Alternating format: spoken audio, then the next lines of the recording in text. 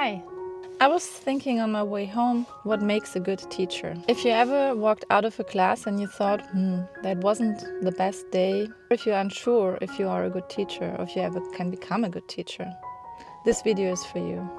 In my opinion, when a student doesn't learn, it's mostly not on the side of the student. The bulk of the students, in my opinion, are at universities and in higher education systems because they want to learn. If they don't learn, it is up to us educators to facilitate their learning, basically. In my view, teaching is not about pushing information. Information is everywhere around us. There's even too much information.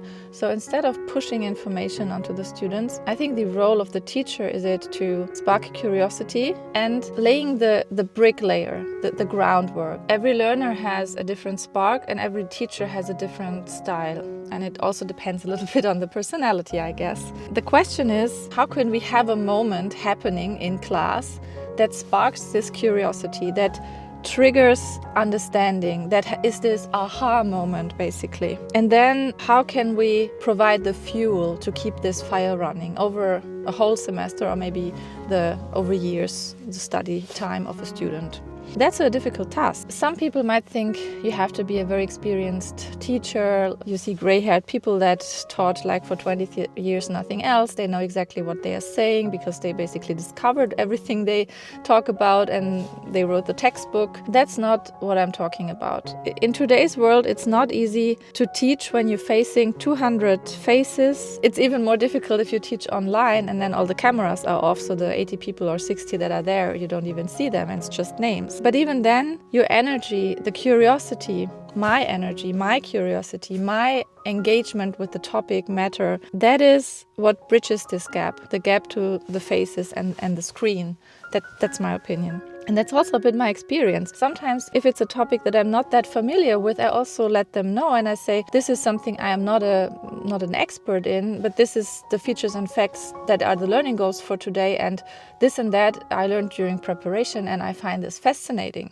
So this is also something how you can spark interest, letting others know that you also are a learner and you are excited by learning the new material. So in other words, I am a true believer that making the passion visible, that is what makes a difference. And that is what's felt also in the lecture hall, but also behind the screen. And all that comes down to the little keyword motivation. Motivation is a difficult topic because it can flicker, especially when the system feels unfair. So imagine sometimes it's the case, the lecturer is very charismatic, very knowledgeable, the lecture is awesome, the students enjoy being there. And then at the end of the semester or the term, there is the exam and people fail the exam or have really, really hard times and get bad grades, although they were involved really in the lecture and throughout the year. So this is then really disappointing. And the first time, they only notice the students when they enter the exam and go out of the exam and notice, I thought I learned everything, but I couldn't answer the questions. So this will then be propagated, this information, to the next generation coming the year after, and the motivation level in this class will drop, sub-zero. And the reason is that no matter how exciting everything is and nice the lecture and entertaining and informative and awesome, they already know that they will probably not do very good in the exam no matter what they do. Or worse, for the exam they can only prepare themselves by having old exam questions from their previous colleagues and so on. So that's a bad situation and it's a disconnect between teacher and student, and that's bad. So the motivation level for the actual lecture drops. So how can one avoid this? Easily done. What you ask in the exam must be 100% aligned with what you teach in the lecture. If you don't teach and apply critical thinking to a topic matter and transferable skills, do not bring this in the exam, because how should a student react to that when they never practiced before?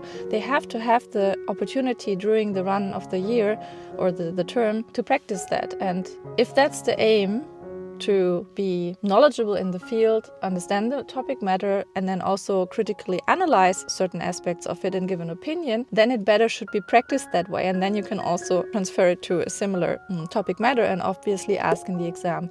But if that's coming out of the blue, it's clear that half of the students will not be able to do that because it was never actually taught.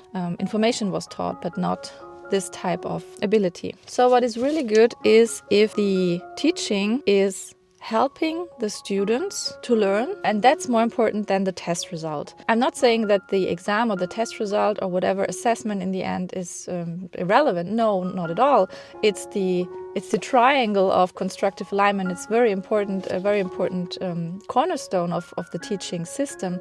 However, do we want the students only to learn and vomit some answers onto the exam paper and get an A and then leave the lecture and then don't know anything at all? No, we want them to take what they have learned and to keep the core principles of what they have learned for their future and to build on those, because it's building on the foundation of learning to grow and to build this framework of being a scholar. So if you ever thought about quitting teaching or higher education as an educator because you were so frustrated that the students don't learn and that the exam results are so bad or mediocre or underwhelming, although the term went well and in class it also went well, if you have this experience and if you are very frustrated about it, you should be frustrated about it, then there is an easy fix how to make exams aligned to the learning goals so that it's all really connected to what was taught during the semester. You can check out my video on how to make exams, a few things that I do for myself to protect myself from being detached and to be in this constructive alignment principle triangle. Don't worry, I'm not saying that a good teacher is a person who does everything the first time already great. And that's also not necessary. It's great if you're great from the beginning in terms of preparation and all aligns and it works out. But the important thing is that you reflect and that we notice when there is something going wrong. And when I notice that, I feel very bad and I feel ashamed a little bit that I could have done better in the first place. But it's never too late. If you implement changes and then track if it's really improving the situation or not, and then change again and adapt so that it's really beneficial for the learning outcome for the students, that's a good thing. Then you are a good teacher. That's my belief. The teacher's role is not to be mistake-free, definitely not. And it's also not being an all-knowing scholar, definitely not. Because these figures, they are out there and they inspire a great deal. But being a teacher, a good teacher, starts smaller in my view. Everyone and anyone can be a teacher who knows a little more than the student in this case. We just have to be aware that we don't overstep our authority position, because you can easily feel the need to answer all questions and seem knowing and avoid the phrase, I'm sorry, I cannot answer this question, or I don't know, I would have to look this up myself. But please do that, because I think a good teacher is also, it's a role model to show other people that growth is part of learning. You start at a starting point and you grow with every step of learning, and nobody starts here.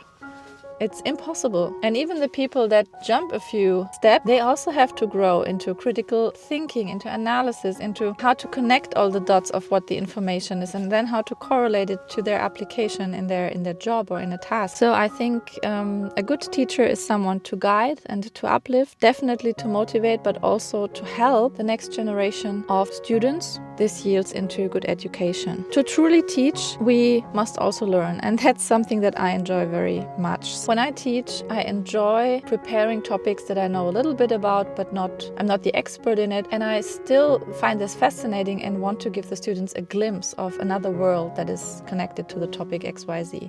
And by doing that, I learn myself a lot, so that's really cool. Coming back to the initial question or the initial statement, students don't want to learn, the exams are bad, they perform bad in exams. I think students have the desire to learn within them, and our role is to keep this desire burning or spark curiosity for certain aspects of the learning material, and then keep the flame burning, and also help them through difficulties by facilitating access to the learning material from different areas. Some people are more visual learners, some people need to talk about the matter, and some people need to write it down. So we should address and implement all of these options into our teaching. So I would be curious, do you agree? Do you disagree? My hot statement would be a teacher that claims my students do not want to learn, they are underperforming in exams. I would even say that this person is not a good educator, because they missed the point in what their role as a teacher is. And the role I've just explained, what I think